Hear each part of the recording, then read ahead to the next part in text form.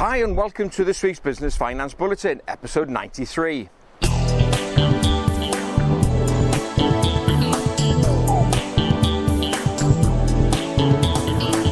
Hi and welcome again to this week's Business Finance Bulletin with me, Rob Warlow from Business Loan Services. But if you're watching this on the video as opposed to the podcast version, you can see I'm on location today. It was just too nice a day to stay inside and do this week's bulletin.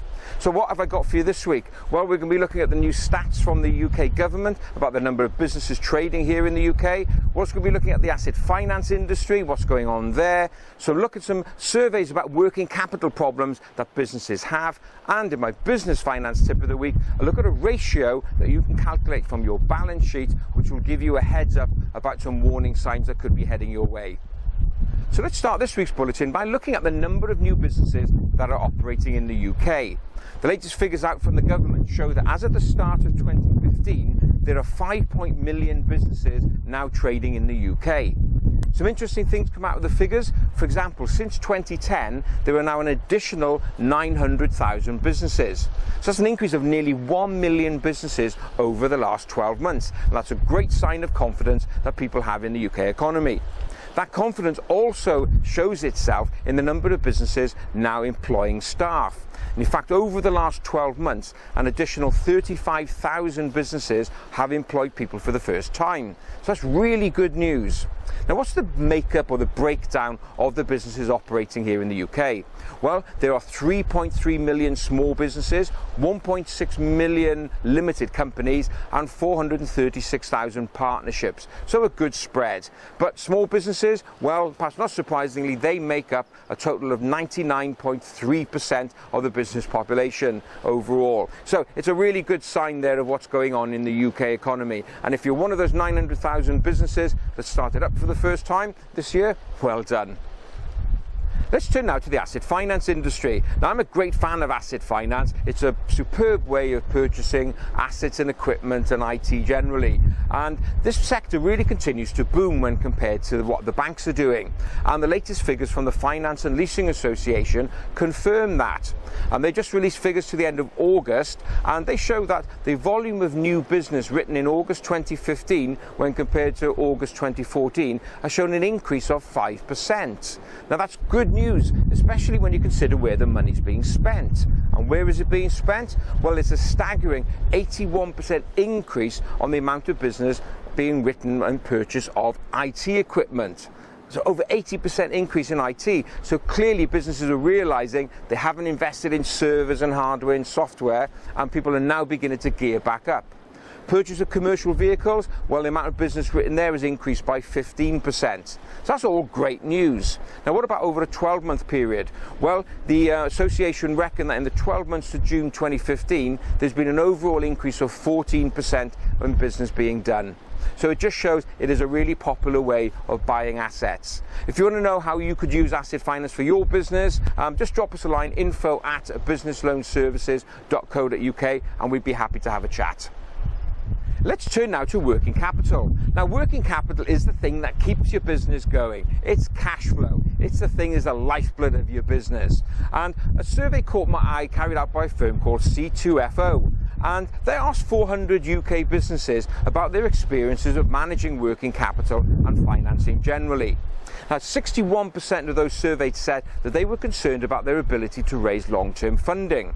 39% of them said they were concerned about being able to get hold of short-term funding. Now, getting hold of short-term funding is a little bit easier because the risk is less for the bank. But if you're looking for long-term funding, the key here is to plan ahead. It's not something that can be done within a week or so. Turning then to finance generally, C2FO asked businesses, well, if you did have money, what would you use it for? Well, 46% of them said that they would just use it for growth, buy assets, just grow the business generally. 23% of them said they would immediately invest into additional stock. So some good reasons there as to how you would use the money. But late payments, well, get this, 39% of those surveyed said they don't like chasing for late payments. And as you know, that's not something I advocate. It's your money. You really need to be getting onto the phone and chasing. So some interesting findings there, but the key thing for me is planning ahead. Raising finance is not a quick, easy process. Sit down well in advance and plan out what your finance requirements are going to be over the next 6 to 12 months.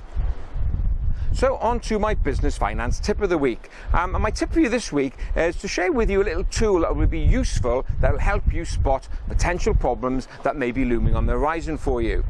Now, in many bulletins I've mentioned that when you're approaching a bank for finance, the key thing you need is up-to-date financial information. So why does the bank want that? Well, banks love pulling apart your balance sheet and your profit and loss. Why? Well, from that they can glean a lot more information about your business. And one thing that they use it for is to calculate a number of ratios. And one of the ratios I want to share with you today is called the Debtor Collection Ratio. And basically that will show on average how long it takes you to collect your debtors, how long it takes you to get paid. So how do you calculate this ratio? Well, if you take your balance sheet and you need to look for two numbers. Number one, your debtor figure. You'll find that in the current asset part of the balance sheet. So the debtor figure, that's the amount of money owed to you, and your sales figure, which you'll find in your profit and loss account. So the ratio is calculated by debtors divided by sales times 365. So let's take an example. If you've got £100,000 in debtors outstanding at your year end and your sales are £900,000, it's 100,000 divided by 900,000 times 365, which comes out to 40 or 40 days. So that's on average during that year how long it took you to collect. Now, as with all figures, it means nothing as a standalone figure. Really where the magic is if you trend it out. Go back 2 previous years and have 3 years figures. So let's say, for example, in year 1 it took you 35 days to collect, in year 2 it took you 40 days, and in year 3 it took you 45 days. Now what's that telling you? Well, it's taken you longer to collect. The first year 30 days, then after 45 days. So you're waiting an extra 15 days. Now that's a red flag for banks and should be a red flag for you. It means your working capital position is getting tighter. You're waiting longer for money. So what's the solution? Well, check your debtor collection process to make sure you have a process in place and making sure that you're chasing payments up really hard. And remember, that money needs to be in your bank account, not your client's bank account.